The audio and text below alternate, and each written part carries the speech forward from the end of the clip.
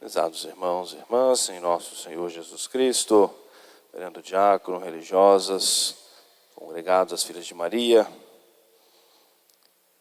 A liturgia deste domingo, nessa primeira leitura da carta do apóstolo São Paulo aos Gálatas, é bastante interessante porque é o versículo seguinte, da leitura que nós ouvimos na última semana, também da carta aos Gálatas.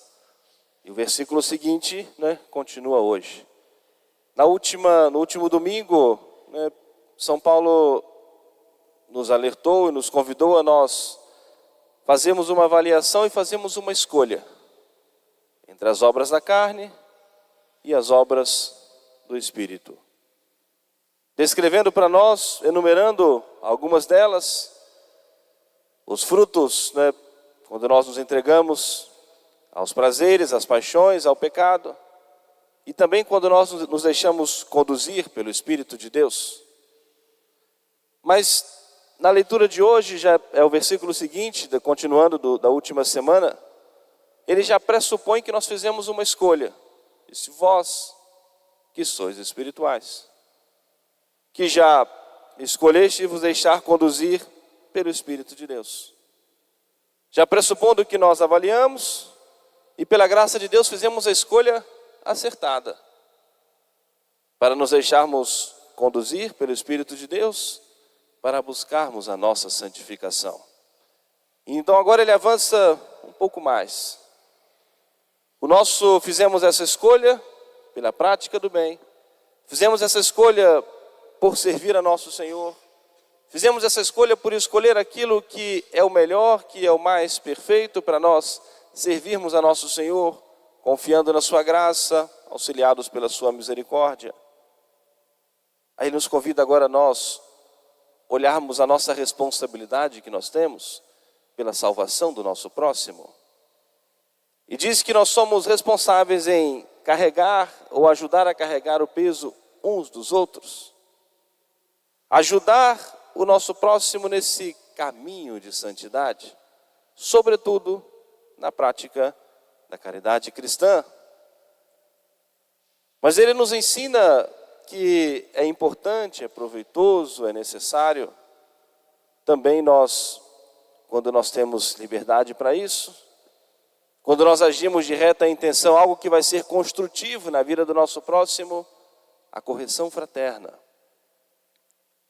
Mas é importante nós notarmos. Santo Agostinho faz um comentário da leitura dessa passagem da epístola e diz o seguinte: nós precisamos examinar bem a nossa consciência mais de uma vez. A nossa intenção quando nós vamos corrigir o nosso próximo fraternalmente, se a motivação nossa principal é o amor de Deus. E não nos aproveitarmos da fé, da religião, para nós de alguma maneira ferirmos, vingarmos de algum modo o nosso próximo. Examinarmos mais de uma vez a consciência se a nossa motivação em querer corrigir fraternalmente o nosso próximo é de fato o amor de Deus. É de fato a intenção de querer propriamente o bem, a salvação da alma do nosso próximo. Porque se a motivação não for o amor de Deus, é melhor não fazer. É importante nós termos esse compromisso de nos ajudarmos mutuamente, ajudar o nosso próximo, mas a motivação tem que ser sobrenatural. É bom para nós, queremos para nós a salvação, devemos querer também para nosso irmão. O fato de nós termos essa responsabilidade de ajudarmos o nosso próximo na salvação, seja com a oração, com a prática da caridade, seja quando possível, quando necessário, quando for útil, a correção fraterna, não nos isenta da nossa responsabilidade pessoal, de nós lutarmos contra o pecado, de nós trabalharmos pela salvação. Que pode até nos parecer estranho quando o apóstolo nos diz: carregai o peso uns dos outros, assim cumprireis a lei de Cristo. E um pouquinho mais à frente ele diz: cada um carregue o seu próprio fardo. Ao mesmo tempo que ele diz que devemos ajudar, e agora cada um deve cuidar de si mesmo. Nós precisamos sim ter esse compromisso de caridade, pela salvação do nosso próximo. Mas isso não nos isenta da nossa responsabilidade pessoal, de nós cuidarmos da nossa salvação. Então, alguém vai rezar por mim, alguém vai zelar. Não, em primeiro lugar, eu. Se eu não cuidar da minha salvação, se eu não propriamente cuidar para fugir do pecado, para fugir das ocasiões de pecado, para rezar. Me lembro uma ocasião, numa catequese, ainda na juventude, e Dom Fernando dando uma catequese para os jovens e falando sobre isso. E ele dava algumas orientações para os jovens, para eles começarem um namoro, que eles vão se preparar para o casamento. E ele dava o seguinte exemplo, o rapaz vai escolher a moça, ou vice-versa, a moça escolher o rapaz, olhar alguns critérios, alguns critérios de fé. Não, mas a avó dele é muito católica. Aí bota um 0 assim na frente, Não, mas a mãe dele reza muito, Só confessa, comunga, mais um 0. Não, mas a tia dele lá de frente na igreja lá, e vamos botando um monte de 0, Mas e ele? Ou ela? Ou seja, é de fato uma pessoa de fé, uma pessoa de oração? Aí se de fato essa pessoa for também uma pessoa de oração, ou esse rapaz ou essa moça, aí você coloca um na frente assim, vai crescer muito, todo aquele 0 vai ter valor, Mas se for só porque a avó reza, porque a mãe reza, porque a tia reza, mas e você? Esse compromisso nosso de caridade com o nosso próximo, com o nosso irmão, não nos isenta da nossa responsabilidade. E assim poderíamos fazer aplicações inúmeras, Um filho, não preciso rezar não, minha mãe já reza muito, meu pai já reza muito, ou meu esposo reza muito, a minha esposa reza muito. Mas cada um precisa ter essa responsabilidade com a sua salvação pessoal. E nosso Senhor vai pedir contas a nós. E de algo precioso que o apóstolo nos diz um pouquinho mais à frente. Algo que é tão precioso para nós, que é o nosso tempo. E que Deus nos concede o tempo para nós podermos fazer o bem. Aproveitarmos o tempo que Deus nosso Senhor nos deu. E enquanto nós estamos no tempo da sua misericórdia, enquanto nós estamos no tempo do seu perdão, porque depois virá o tempo da justiça de Deus. Ao sairmos desse mundo, aí vem o tempo da justiça. Por ora, é o tempo, é o momento da misericórdia de Deus. E por isso nos exorta o apóstolo São Paulo na leitura de hoje. E enquanto nós temos tempo, façamos o bem a todos, principalmente aos nossos irmãos na fé. O aproveitamento do tempo. E o quanto essa reflexão é importante para nós nos tempos atuais, modernos. E todos nós precisamos examinar a nossa consciência, pois estamos nesse mesmo mundo, nesse mesmo tempo. O tempo que muitas vezes nós perdemos, não digo nem propriamente com coisas erradas, mas com coisas inúteis.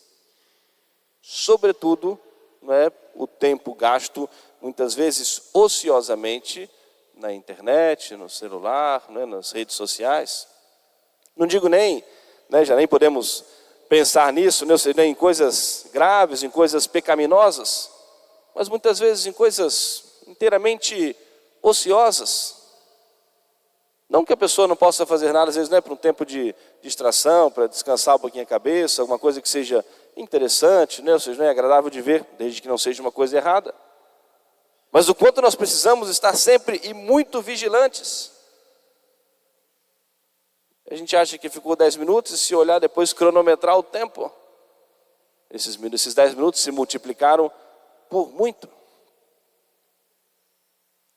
Muitas vezes nós inventamos desculpas para nós mesmos, que não nos sobrou aqueles 15, 20 minutinhos para nós rezarmos o nosso terço. Que não sobrou um tempinho para nós podermos ler um pouquinho da vida dos santos. Agora esse mês de setembro, iniciando hoje, é o mês da Bíblia. A igreja nos aconselha, reserve alguns minutinhos do seu dia para ler a Sagrada Escritura.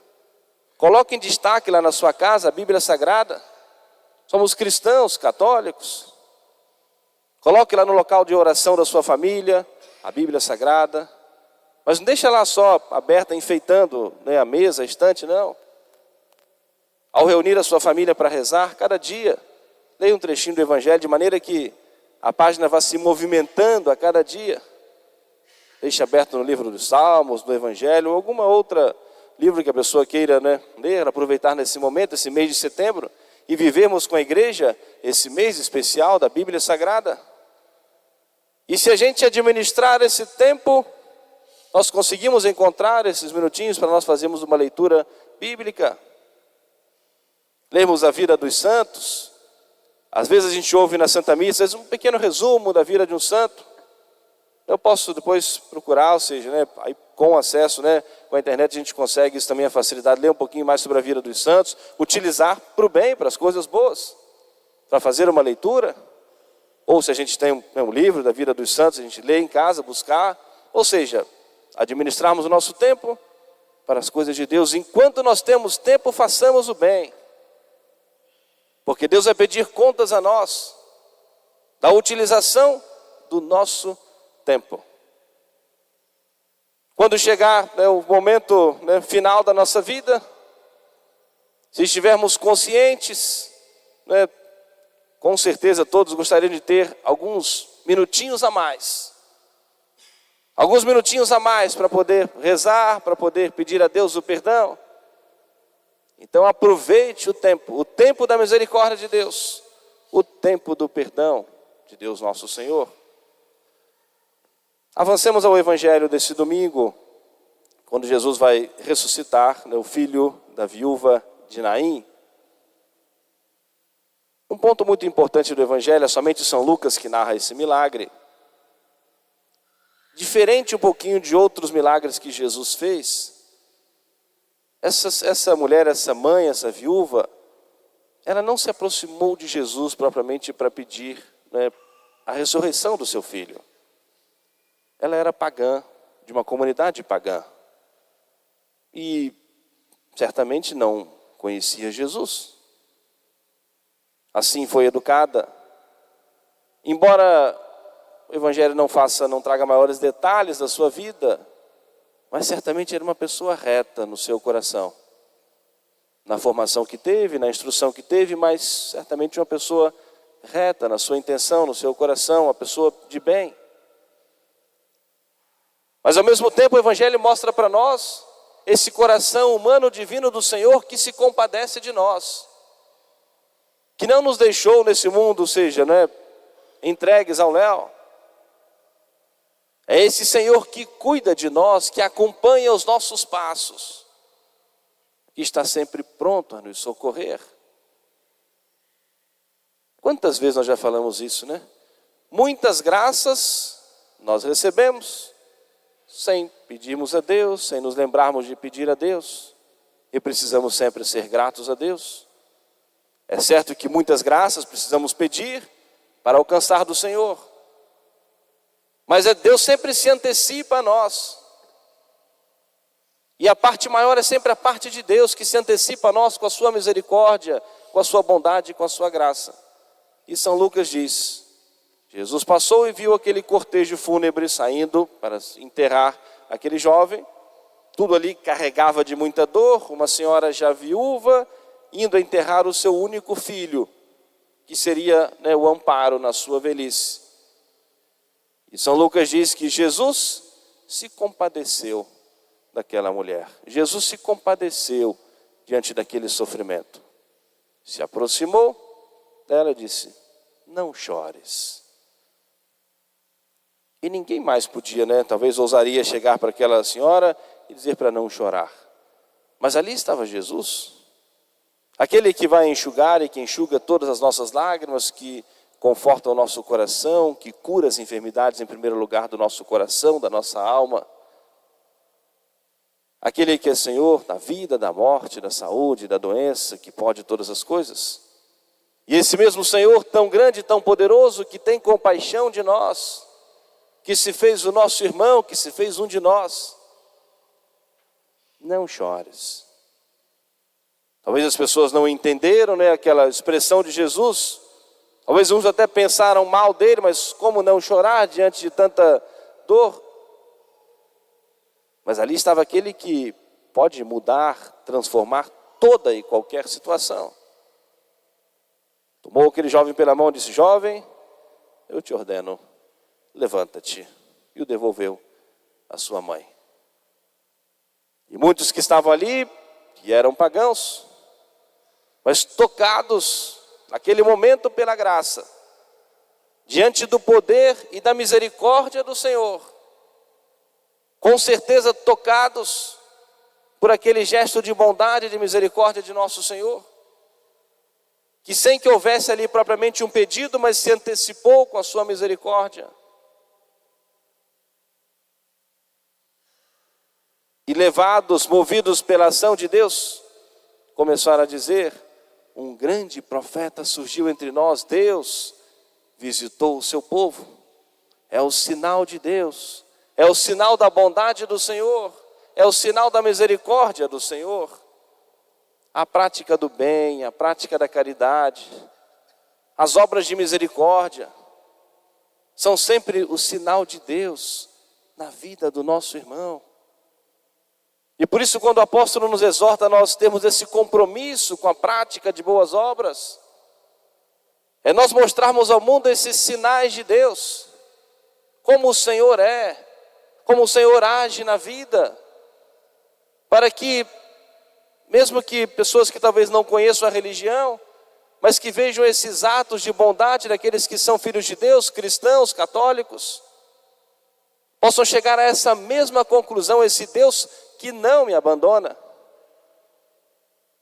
Ou através de um ato de bondade, de um gesto de caridade recebido, de uma obra de misericórdia, ser esse o caminho para conhecer a verdadeira fé, para conhecer o coração desse bom Jesus. Portanto, prezados irmãos e irmãs, supliquemos a intercessão da Virgem Maria, como o Catecismo hoje nos lembrou, a orante perfeita, aquela que como criatura mais perfeita rezou, suplicou ao Senhor, que nos conduza à prática do bem, à prática da misericórdia, das obras de misericórdia, que nos ensine a rezar para nós rezarmos uns pelos outros, que alcance de Deus para nós a graça, para nós abrirmos o nosso coração à ação da graça de Deus. Que Nossa Senhora nos ensine e alcance de Deus para a nossa graça, para sabermos com mais clareza aproveitar melhor o nosso tempo.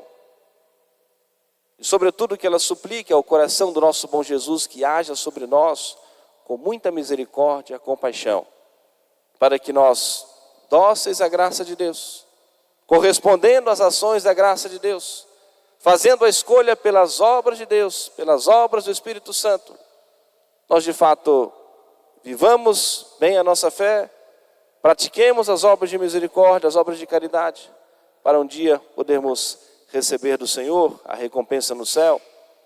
Vinde, benditos de meu Pai, para o reino que vos está preparado desde toda a eternidade.